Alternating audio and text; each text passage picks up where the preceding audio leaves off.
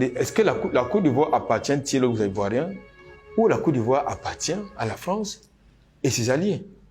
La preuve, aujourd'hui, vous avez pratiquement 20% du territoire ivoirien qui a été acheté par la France. Pour construire quoi? Pas les plantations, pour nourrir les Ivoiriens, mais pour construire des académies militaires, pour construire des bases militaires. En d'autres termes, transformer la Côte d'Ivoire en une deuxième colonie. À une autre colonie, n'est-ce pas? Une colonie de peuplement, n'est-ce pas, de la France. Dans le contexte, ça fait l'objet d'un coup de gueule, c'est une parenthèse là, ça fait l'objet d'un de mes coups de gueule, il y a quelques jours, sur ce plateau, où je vous indiquais que dans la perspective de la CAN 2023, qui est annoncé cette année du côté de la Côte d'Ivoire, vous avez un contrat de plus de 80 milliards de francs CFA qui est attribué aux entreprises françaises.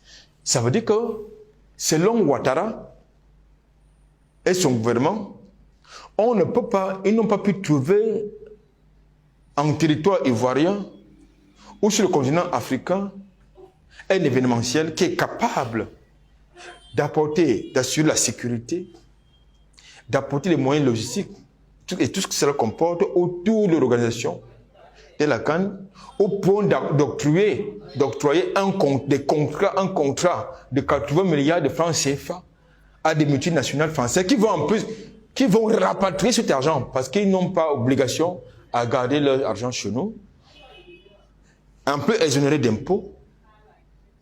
Je crois que nous avons un problème. Nous avons un sérieux problème, M. Steve Zidongo. Donc je pense que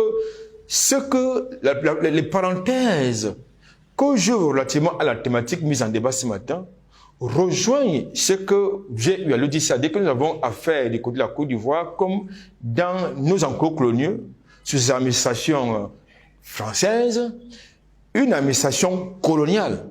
La preuve que vous avez du côté de la Côte d'Ivoire une justice coloniale aux ordres justement de l'administration centrale. On va vous dire que la justice est indépendante du grand n'importe quoi. Voilà, vraiment, la Côte d'Ivoire, la Côte d'Ivoire, la Côte d'Ivoire, Alassane Ouattara, Alassane Ouattara, Alassane Ouattara, matin, midi, soir. Ce qui me surprend, c'est quoi? C'est juste que ce sont des gens qui ne sont pas ivoiriens. Ils sont décidés, c'est-à-dire quand tu vois, dit M. Haïssi, sont des gros intellectuels qui laissent l'espoir de parler de leur village. C'est-à-dire, restons dans le cadre du village. C'est-à-dire, ce sont des gars qu'on connaît très bien que pour aller dans son village, il n'y a pas de route. Il n'y a pas de route. Je dis bien pas de route. Mais bon, on fait l'effort de museler un pays qui sort d'une crise. Pourquoi vous voulez mettre la psychose, mettre mal à l'aise un peuple qui n'a pas encore oublié ses difficultés post-électorales, la crise post-électorale qu'il y a eu en Côte d'Ivoire? Vous ne savez pas pourquoi? Moi, je n'aime pas ce genre de choses. C'est tout simplement parce que je sais que ces gars, ce peuple ivoirien-là, a subi au temps moderne ce que les gens ont subi en 58, c'est-à-dire une crise qui a fait mourir plusieurs personnes. J'ai rencontré des personnes avec qui on a passé des journées qui m'ont dit: Cheval, j'ai perdu papa, maman, mes frères, je suis venu ici à Abidjan. J'ai échangé avec plusieurs personnes qui m'ont dit plein de choses. Mais aujourd'hui, vous faites tout pour dire à cette population-là que leur président est en train de vendre son pays à la France. On sait ce qui se passe. Vous prenez de l'argent à un camp, vous vous asseyez sur des plateaux de télé, matin, midi, soir, pour être panafricain, il faut parler du président Ouattara. Il faut parler du président Ouattara, peut-être pour être connu, parce que peut-être son nom porte bonheur. Quand tu n'aimes pas une personne, il faut aimer ou apprécier au moins à sa juste valeur ses efforts. Sincèrement, il faut être malhonnête pour voir quelqu'un qui a à moins de 10 ans, disons 10 ans, faire ce que les gens n'ont pas pu faire en 30, 35, 38, 40, 22 pour certains. Allez, visitez et vous allez voir qu'est-ce que ce monsieur a fait aux gens. Qu'est-ce que la Côte d'Ivoire a fait à ces gens qui disent qu'ils sont panafricains. Ça veut dire que le panafricanisme se résume. Et pourquoi vous n'aimez pas inviter des gens comme nous pour faire le contrepoids sur vos plateaux de télévision? C'est-à-dire, vous passez le temps à dire aux jeunes qu'ils ne peuvent pas avancer parce que la France est là. Ça, c'est la victimisation. C'est la victimisation. Si je passe mon temps à dire à mes propres enfants que vous n'allez jamais réussir parce que votre oncle qui est riche là, c'est lui qui a fait que je devienne pauvre. Ça veut dire que je suis en train d'affaiblir mes enfants. Oufouem Boigny, le président Oufouem Boigny, le père fondateur de ce pays-là, avait dit il ne faut pas passer le temps à pleurer que vous avez été colonisé. Parce que même la France là, a été colonisée. Sincèrement, dites-moi concrètement, il faut être malhonnête pour arriver en Côte d'Ivoire. Moi, quand je parle de la Côte d'Ivoire, je ne parle pas d'Abidjan. Parce que je suis Thomas, j'ai visité l'intérieur de ce pays. Et j'ai vu double sens, c'est-à-dire autoroute de plus de 400 pour aller à Man, kilomètres. Je filmais. Sincèrement, qu'est-ce que vous voulez? Les villages électrifiés. Je suis allé à Nenadi, c'est 695 kilomètres d'Abidjan. Électrifiés. Tu ne vois pas les câbles circuler partout dans le village. Je dis le village, ça passe par le sol. Il y a les niches qu'on a construites. Je dis au village Nenadi, les petites niches qu'on a construites pour garder des compteurs. Pas sur les murs pour les incendies.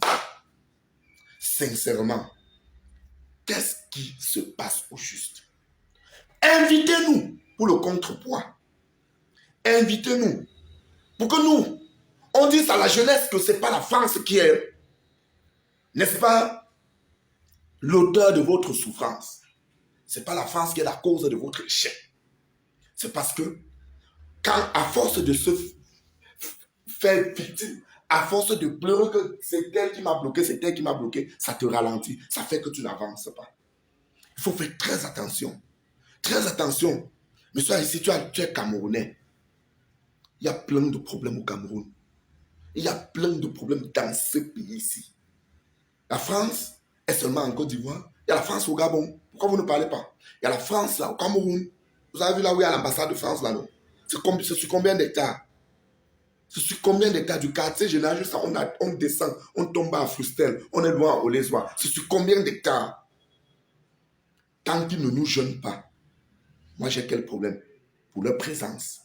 J'ai mes frères camerounais qui sont en France et qui vivent bien. On ne les a jamais menacés. Je dois menacer un Français, pourquoi? Hein? Sincèrement, vous avez quel problème? Vous avez quel problème? Ouattara vous a fait quoi? J'ai un frère ici, il est sur cette page. Pendant la crise post-électorale, il était fan numéro 1 du président Gbagbo. Un jour, il n'y a pas un mois, il m'a dit, je ne l'ai jamais aimé, président Ouattara. Il m'a dit ça. Mais sincèrement, Chebal, avec ce que je vois, il faut l'apprécier, il faut le féliciter. Vous voulez monter les Ivoiriens contre leur président. Pourquoi? Pourquoi vous voulez le faire? Pourquoi vous voulez encore que les gars là prennent des couteaux? Qu'est-ce qui vous arrive? Moi, je vous dis, invitez-nous. Nous, il faut nous inviter sur vos plateaux pour qu'on échange. Quand vous parlez de l'échec de l'Afrique, je vous donnerai vraiment les vraies causes de l'échec de l'Afrique. Ces Français, quand ils étaient ici, ont recruté les vrais premiers de la classe au concours de la médecine, à l'école normale, au cuisses, partout. Mais maintenant, après leur départ, on trie des frères, on recrute. Ce sont des Français qui demandent que vous recrutez des personnes qui n'ont pas mérité pour enseigner dans les salles de classe. Nous, on a eu les concours. J'étais deuxième au concours de l'INGS. Deuxième. J'ai échoué. L'oral. La seule question qu'on m'a posée, tu fais quoi dans la vie? J'ai dit, je suis étudiant.